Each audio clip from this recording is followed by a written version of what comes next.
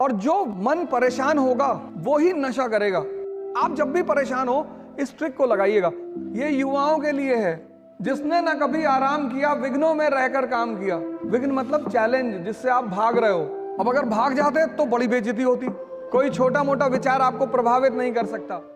एक चीज मैं बार बार रिपीट करता हूं, इस दुनिया में सारा खेल शक्ति का है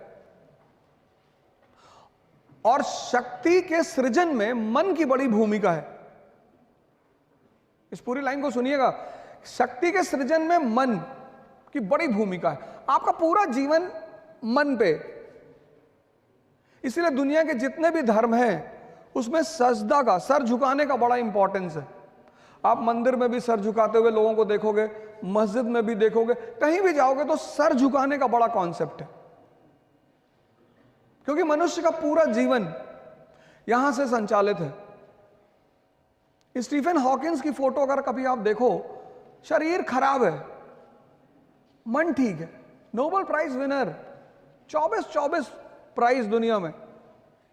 और दुर्योधन की अगर आप फोटो देखो तो पूरा शरीर ठीक है, दिमाग खराब है। कहना आपने देखना बंद कर दिया। आप बादाम का तेल लगा रहे हो सर में, बादाम का शैम्पू लगा रहे हो, बादाम का साबुन लगा रहे हो और खा रहे हो गुटखा।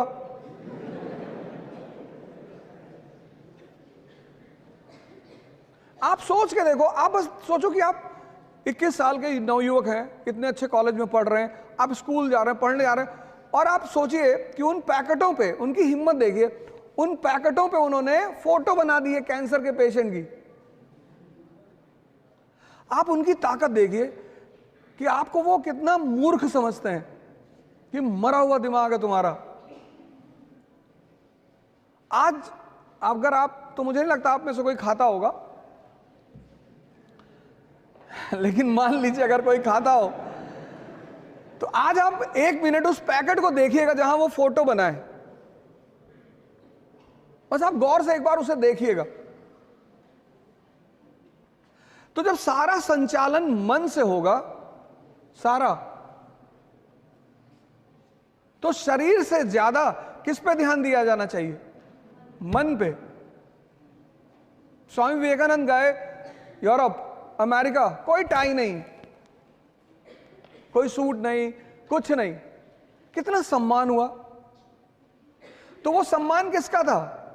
ज्ञान का। आज डॉक्टर अंबेडकर भगवान के समान इस देश में हैं।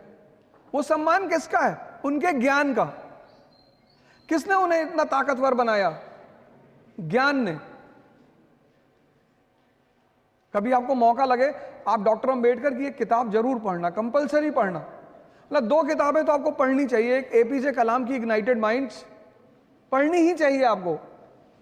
आपको पता चलेगा कि यूथ को क्या क्या कर, उसमें 13 चैप्टर हैं और वो 13 चैप्टर नहीं है, वो 13 नियम है।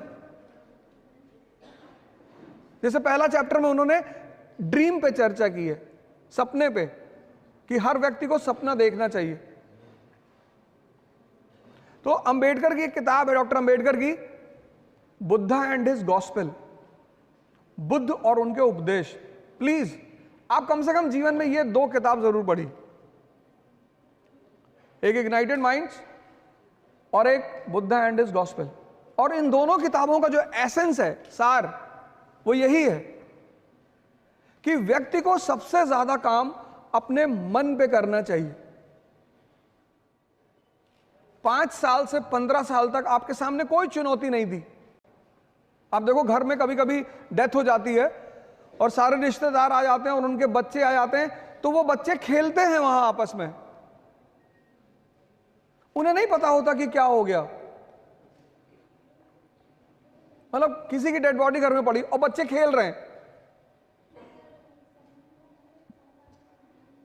15 साल के बाद आपके जीवन में, हमारे जीवन में एक चीज शुरू होती है। उस चीज का नाम है चुनौती, चैलेंज।